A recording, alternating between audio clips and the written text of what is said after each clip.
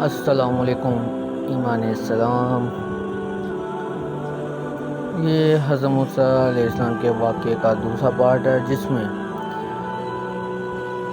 ایک دن فرعون اپنے بڑے دربار میں آپ علیہ السلام کو یعنی حضرت موسیٰ علیہ السلام کو گود میں لیے تخت نشین تھا۔ ملکہ عالیہ آسیہ بھی ساتھ ہی تھی۔ بادشاہ فرعون کے پاس کوئی مقدمہ پیش کیا گیا۔ ظالم و جابر بادشاہ، اس نے ہوش سے کام نہ لیا اور ظلم کا مظاہرہ کرتے ہوئے مقدمے کا غلط فیصلہ دے دیا۔ اس وقت موسیٰ علیہ السلام فرعون کی گود میں تھے۔ جیسے ہی فرعون نے غلط فیصلہ سنایا، موسیٰ علیہ السلام نے فرعون کے منہ پر تماچا مارا اور اس کی آواز تمام محل والوں نے سنی۔ فرعون کو ننھے بچے کے چھوٹے ہاتھ کا تماچا بہت زوردار محسوس ہوا تو وہ تک میں پڑ گیا۔ ممکن ہے یہ وہی بچہ ہو جس نے میری سلطنت کو اجاڑ دینا ہے۔ تحشد اور آزمائش تھپڑ کھا کر بادشاہ فرعون پر سخت گھبراہٹ طاری ہوئی۔ اس نے اس کا ذکر آسیہ سے کیا اور کہا کہ میں اس بچے کو قتل کر دیتا ہوں، کہیں یہ وہی بچہ نہ ہو جو بڑا ہو کر میری حکومت کا زوال کا سبب بنے گا۔ فرعون کی یہ بات سن کر ایک نہیں محل میں موجود 2 ماؤں کے کلیجے بھر آئے اور دل ٹوٹنے لگے۔ ایک طرف 2 ماؤں کی سچی محبت و ممتا تھی، دوسری طرف ظالم بادشاہ تھا۔ فیصلہ ہوتا تھا ماں کی ممتا کا۔ آسیہ نے فوراً کہا، فرعون دیکھو، تمہیں میرے پیار کی قسم، تم جانتے ہو کہ ہماری اولاد نہیں ہے۔ اس بچے سے بہت پیار کرتی ہوں، اتنا کہ جتنا تم بھی مجھ سے نہیں کرتے۔ دیکھو، اس بچے کو قتل نہ کرو، اب میں اس کے بغیر زندہ نہیں رہ سکوں گی۔ اپنی بیوی کی بچے سے اتنی محبت دیکھ کر فرعون کا دل بھی نرم پڑ گیا۔ کہنے لگا، چلو میں اس کا امتحان لوں گا، اگر یہ امتحان میں کامیاب ہو گیا تو ٹھیک ہے، ورنہ تمہیں ہر صورت میں اسے اپنے سے جدا کرنا پڑے گا۔ آسیہ نے ظالم بادشاہ کی بات مان لی اور خاموش ہو گئی۔ چنانچہ فرعون نے موسیٰ علیہ السلام کا امتحان لینے کی غرض سے 2 سرخ رنگ کے تمغے منگوائے اور حکم دیا کہ ایک طشت کو سرخ رنگ کے ہیروں سے بھر کر لے آؤ اور ایک طشت کو سرخ رنگ کے دکھتے انگاروں سے بھر لاؤ۔ جب دونوں طشت بادشاہ کے حکم کے مطابق دربار میں حاضر کر دیے گئے تو حکم دیا کہ یہ دونوں سامنے زمین پر رکھ دو، اور آسیہ کو حکم دیا کہ تم اس بچے کو ان طشتوں کے قریب چھوڑ دو۔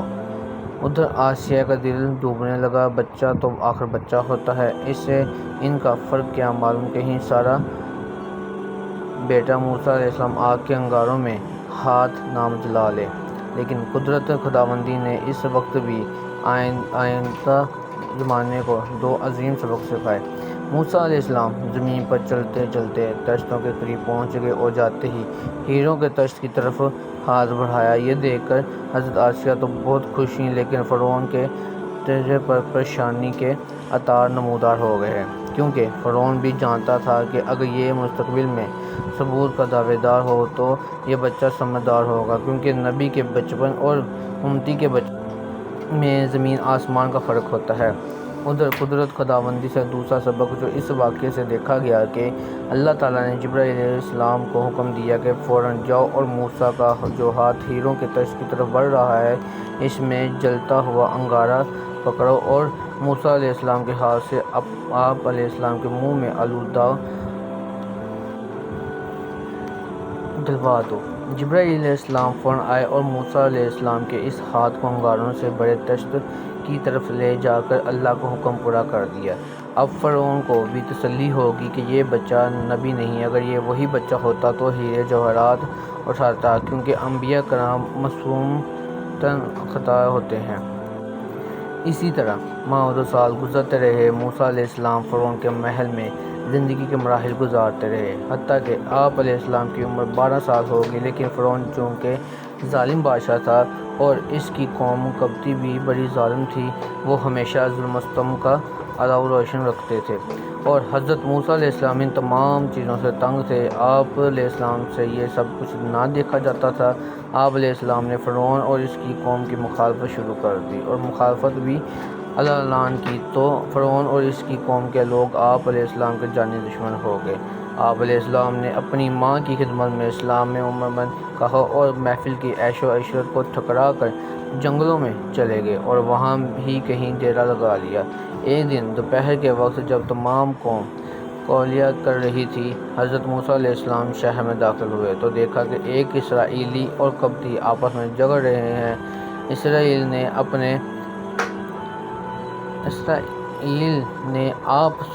علیہ السلام کو مدد کے لیے پکارا۔ آپ علیہ السلام اور اس کی قبطی کو مکہ مارا۔ اس وقت آپ علیہ السلام کی عمر بھی کوئی 12 برس تھی۔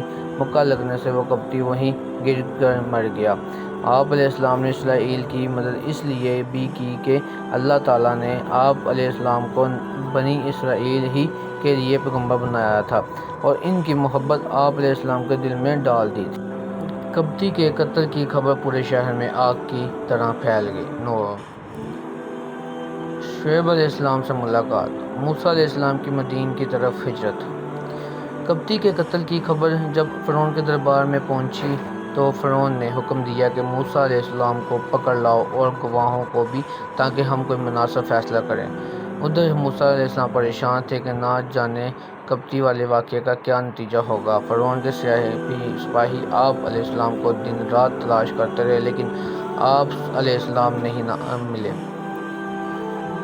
ایک دن اس واقعے سے متعلق معلومات کے لیے آپ علیہ السلام دوپہر کو اپنے شہر میں داخل ہوئے تو آپ علیہ السلام نے دیکھا کہ وہی اسرائیلی ایک اور قبطی سے جھگڑا کر رہا تھا، اور اس نے دوبارہ آپ علیہ السلام کو مدد کے لیے پکارا۔ آپ علیہ السلام وہاں تشریف لے گئے تو قبطی نے کہا، اے موسیٰ، تو مجھے بھی اسی طرح مار ڈالے گا کیا؟ تو اس طرح لوگوں میں اصلاح والا گمان ہوگا۔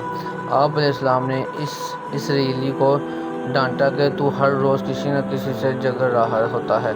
اب وہیں یہ باتیں چل رہی تھی کہ شہر کے کنارے سے ایک نوجوان دوڑتا ہوا آپ علیہ السلام کے پاس آیا اور کہنے لگا، موسیٰ علیہ السلام، آپ ہجرت کر کے کہیں دور چلے جائیں، فرعون نے آپ علیہ السلام کے قتل کا حکم جاری کر دیا ہے۔ حضرت موسیٰ علیہ السلام نے اس لڑکے کی بات سنی تو پریشان ہو گئے۔